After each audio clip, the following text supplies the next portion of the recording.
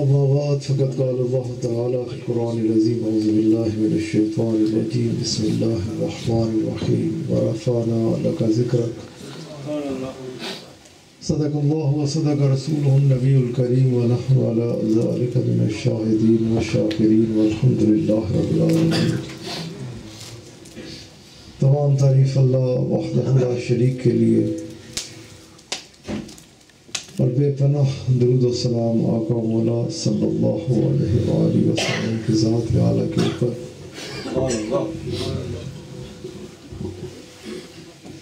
الحمدللہ اس کے فضل، اس کے کرم اور اس کی عطا کردہ توفیق کے ساتھ اس وقت ہم اس انتہائی خوبصورت محفل میلاد پاک میں اکٹھے ہیں. اپنے آقا علیہ السلام کا ذکر پاک کر بھی رہے ہیں اور سن بھی رہے ہیں.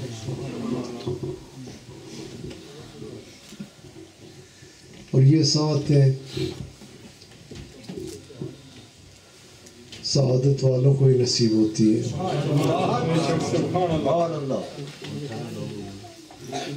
کچھ چیزیں ایسی ہوتی ہیں کہ جو انسان اپنے زور بازو سے حاصل نہیں کر سکتا، جو صرف اور صرف اس کے فضل اور اس کے کرم سے ہی انسان کو حاصل ہوتی ہے. اور یہ خوبصورت لمحات، یہ خوبصورت مجالس، ان میں جب ہم اکٹھے بیٹھتے ہیں، یا جیسے کہ ابھی آپ دیکھ رہے ہیں کہ جتنی دیر سے بھی یہ سلسلہ جاری ہے، ہر لحظہ ہر آن ہم اپنے آقا علیہ السلام کی خوبصورت محبت کو اپنے دلوں میں زیادہ سے زیادہ محسوس کر رہے ہیں، بڑھتی ہوئی محسوس کر رہے ہیں. اور ہمیں ہر اس مقام پر جانا چاہیے بھی، ہر اس مقام پر اکٹھے بھی ہونا چاہیے، ہر اس چیز کو پڑھنا بھی چاہیے، ہر اس چیز کو سننا بھی چاہیے کہ جس کے ذریعے سے ہمارے دلوں میں ہمارے آقا علیہ السلام کی جو محبت ہے اس میں اضافہ ہو. اور ہر اس جگہ سے بچنا چاہیے، ہر اس جگہ سے بھاگنا چاہیے، ہر اس چیز کو پڑھنے سے باز رہنا چاہیے کہ جس کو پڑھنے سے ہمارے آقا علیہ السلام کی عقیدت اور محبت جو ہے وہ ہمارے دلوں میں اللہ نہ کرے. یہ بات کہنی بھی بڑی مشکل ہے، لیکن سمجھانے کی خاطر کہ بچنا چاہیے ہر اس لمحے سے کہ جو لمحہ ہمیں مدینہ پاک سے دور لے جائے، اور حاصل کرنا چاہیے ہر اس لمحے کو جو لمحہ ہمیں مدینہ پاک کا قرب عطا فرما دے. دربار رسالت مآب صلی اللہ علیہ وآلہ وسلم، اس کی کیا بندہ کوئی بات کرے یا کیسے کوئی بندہ بات کر سکتا ہے. ہمارے آقا علیہ السلام، آپ کا خوبصورت دربار پاک، بے پناہ بلند و بالا شانوں والا دربار پاک، ادھر سے تو عطائیں ہیں، کرم ہی کرم ہے، احسان ہی احسان ہے، اور انعامات ہی انعامات ہے. رسول اللہ صلی اللہ علیہ وآلہ وسلم، آپ علیہ السلام سے کون سی چیز ہے جو محبت نہیں کرتی؟ آپ صلی اللہ علیہ وآلہ وسلم کے ساتھ عشق میں تو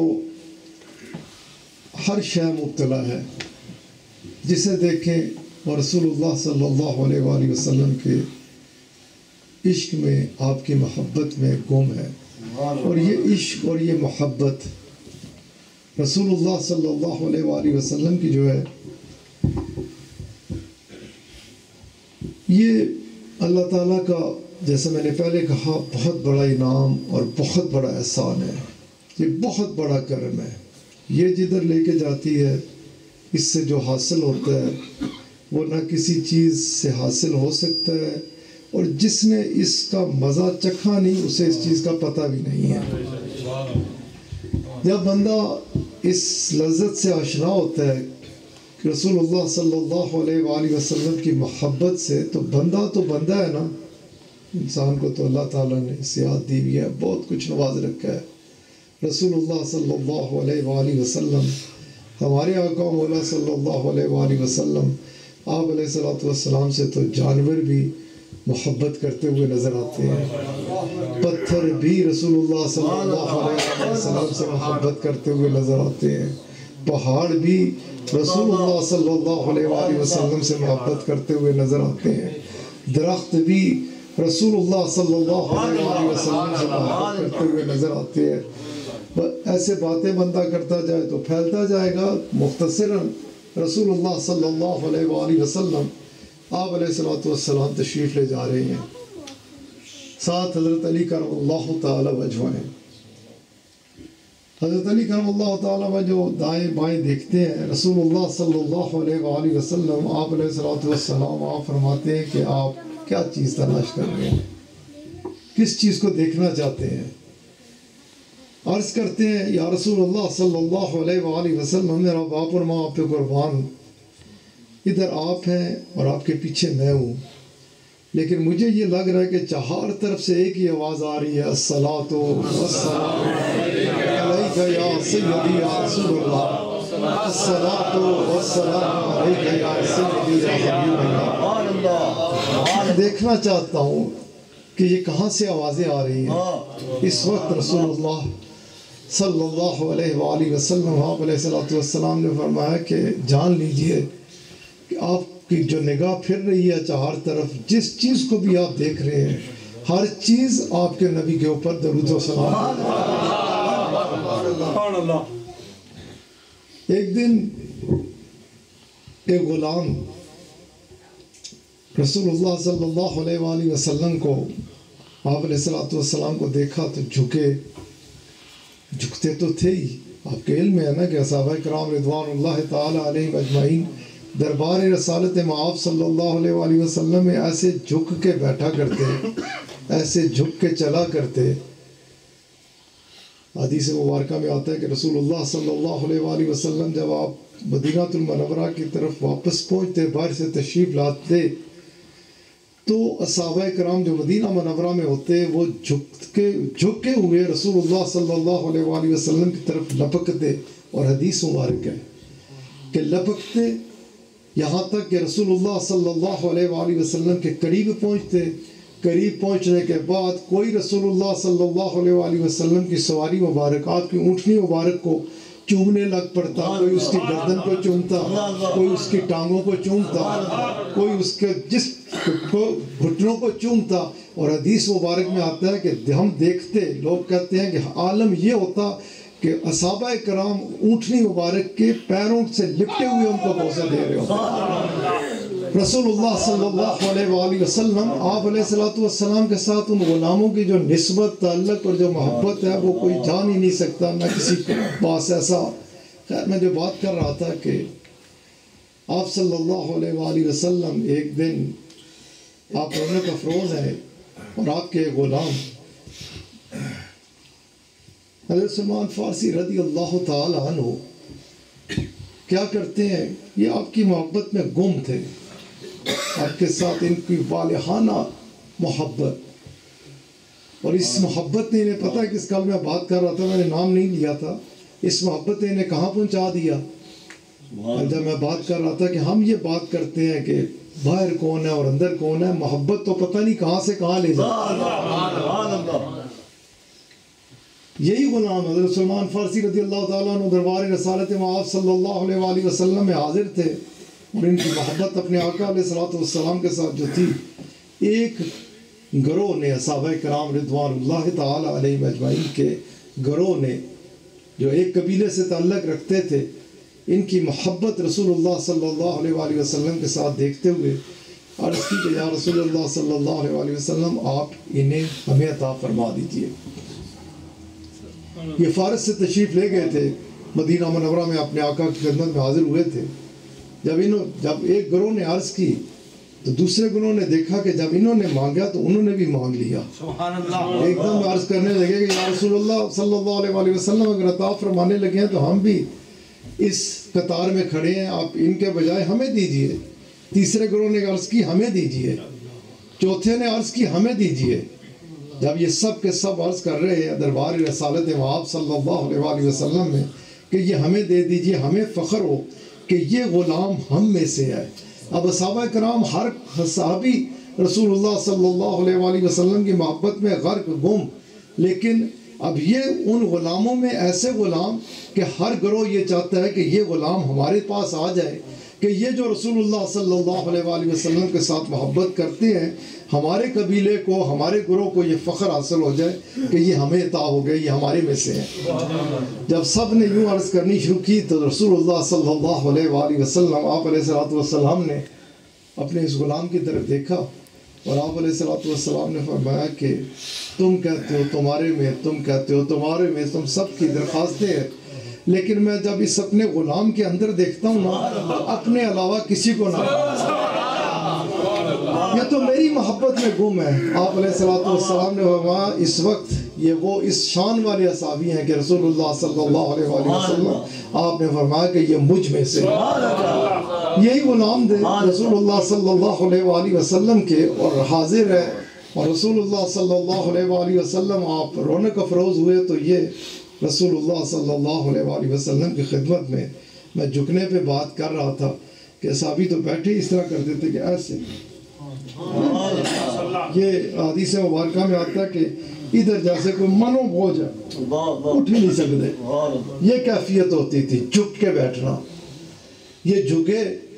اور جھکے اور جھکے اور یہاں تک کہ ان کی پیشانی جو ہے وہ زمین کے اوپر لگ گئی. رسول اللہ صلی اللہ علیہ وآلہ وسلم آپ علیہ السلام آپ نے جب انہیں اس کیفیت میں دیکھا تو آپ نے فرمایا یہ کیا کر رہے ہیں. اس وقت انہوں نے عرض کی تھی کہ یا رسول اللہ صلی اللہ علیہ وآلہ وسلم میں آپ کے ساتھ ہوتا ہوں, جب میں دیکھتا ہوں کہ آپ جس راستے سے گزرتے ہیں, بکریاں دیکھتی ہیں تو وہ سر ٹیکتی ہیں, اونٹ دیکھتے ہیں تو وہ سر کو جھکا کے اس طرح. آپ نے عرض کی کہ یا رسول اللہ بکریاں, اونٹوں, جاندار چیزوں کو میں نے ایسے دیکھا, میں نے تو اپنی آنکھوں سے دیکھا ہے, اپنی آنکھوں سے کہ جس راستے سے آپ جا رہے ہوتے ہیں درخت جھک کے زمین کو چوم. اس انداز سے کہ میں جو بات کر رہا تھا کہ رسول اللہ صلی اللہ علیہ وآلہ وسلم آپ علیہ السلام کو ہر چیز پہچانتی اور اپنے آقا علیہ السلام پہ درود و سلام بھیجتی اور اپنے آقا علیہ السلام کے حضور جھکی جاتی. اپنے آقا علیہ السلام کی محبت میں رسول اللہ صلی اللہ علیہ وآلہ وسلم آپ علیہ السلام رونق افروز ہے اور شخص حاضر ہوتا ہے اور عرض کرتا ہے کہ یا رسول اللہ صلی اللہ علیہ وآلہ وسلم اے تعریفوں کے بادشاہ, اے تعریفوں کے مالک, عرض کرتا ہے کہ اے تعریف کیے گئے تعریفوں کے مالک, تعریفوں کے بادشاہ, اگر وہ فلاں جگہ پہ جو درخت نظر آ رہا ہے اگر آپ اس کو حکم دیں کہ وہ آپ کے قریب آئے, آپ کے دربار میں حاضر ہو جائے تو میں آپ پر ایمان لے آؤں گا. اب یہ ہمارے نبی پاک ہیں بلند و بالا شان, جو خود فرماتے ہیں, کیا فرماتے ہیں کہ پہلے نبی رسول آئے ایک مخصوص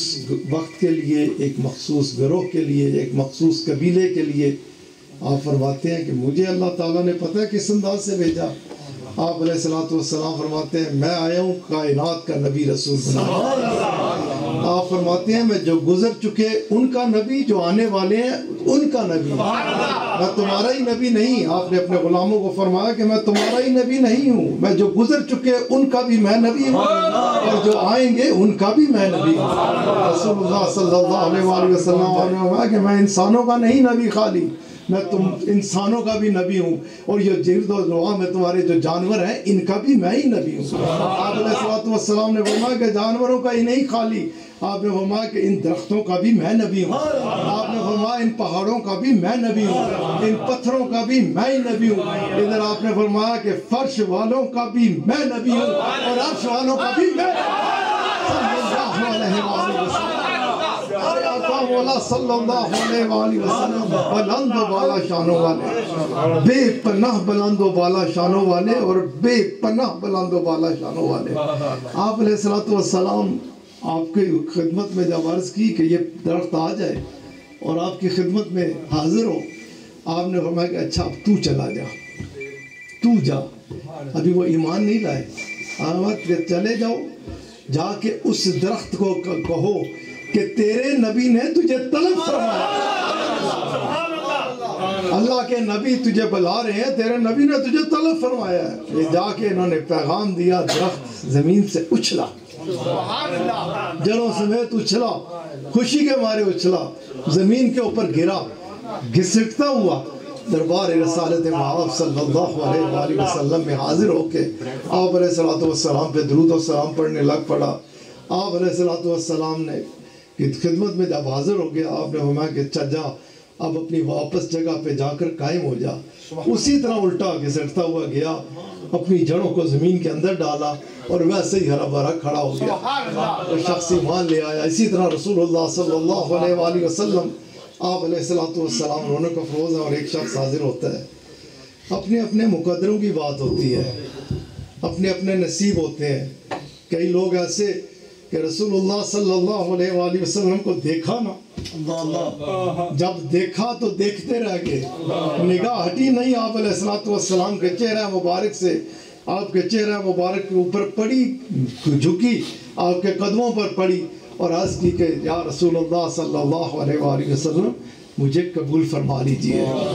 اپنی غلامی میں لے لیجئے۔ ایسے بھی تھے، اور پھر اس انداز سے بھی کہ قیامت تک غلاموں نے اپنے آقا علیہ السلام کے دربار پاک کی بات کرنی ہوگی تو وہ کس طرح سے کریں گے؟ یہ تو کفار بھی مانتے تھے کہ آپ کو جو دیکھ لیتا تھا آپ کا ہو جاتا تھا، کسی کو طلب کیا گیا، بڑے انعام و اکرام دیے گئے۔ غرض یہ تھی کہ رسول اللہ صلی اللہ علیہ وآلہ وسلم کی خدمت میں بھیجا جائے، اور کس غرض سے بھیجا جائے کہ آپ سے جا کر مناظرہ کرے، آپ علیہ السلام کے ساتھ جا کر وہ جو ان کے بت ہیں ان کے بارے میں بات کرے، اور آپ علیہ السلام کے حضور کھڑا ہو کے ان سلسلوں کے بارے میں کچھ گفتگو کر سکے۔ پتہ کیا کہ پتہ چلا بہت بڑا کوئی مناظر ہے، فلاں مقام پہ رہتا ہے، اسے بلایا، خوب اس کی خدمت کی، پھر مقصد بیان کیا کہ اس لیے بلایا ہے، اور بھیجنے سے پہلے جب جانے لگے تو ایک بات کی کہ آپ جا رہے ہو، آپ نے گفتگو کرنی ہے، لیکن ایک چیز یاد رکھنا کہ سر کو جھکا کے رکھنا، آنکھ زمین پہ رکھ کے بات کرنا۔ اگر آنکھ اٹھائی اور ان کے چہرہ مبارک کے اوپر پڑی تو پھر تم ہمارے نہیں رہ جاؤ گے، ان کے ہو جاؤ گے۔ اور یہ جب یہ کہتے ہیں کہ جب میں چلا تو میرے ذہن میں اس کے علاوہ اور کوئی چیز باقی رہ ہی نہیں گئی، کون سا مناظرہ اور کدھر کا، کدھر سے ہوں یا کون ہوں، کچھ یاد نہیں تھا۔ یاد تھی تو ایک ہی چیز تھی کہ یہ کون سے ہیں جو جن کو دیکھتا ہے تو ان کا ہو جاتا ہے، اور ان کے ساتھ وہی ہوا، جا کے زیارت کی، اور رسول اللہ صلی اللہ علیہ وآلہ وسلم آپ علیہ السلام کے قدمین شریفین میں گر گئے، آپ علیہ السلام کے اوپر ایمان لے آئے۔ میرے پیارے دوستو، رسول اللہ صلی اللہ علیہ وآلہ وسلم آپ علیہ السلام کے ساتھ محبت، عقیدت، اس حوالے سے بندہ جب بولنا چاہتا ہے، اور محبت ہونی چاہیے۔ آپ کو پتہ ہے محبت جس کے ساتھ ہوتی ہے تو انسان کی خواہش کیا ہوتی ہے کہ کسی نہ کسی طریقے سے ان کا ذکر لے آئے، اور اس ذکر کو وہ کس انداز سے سننا چاہتا ہے۔ یہ فانی محبتیں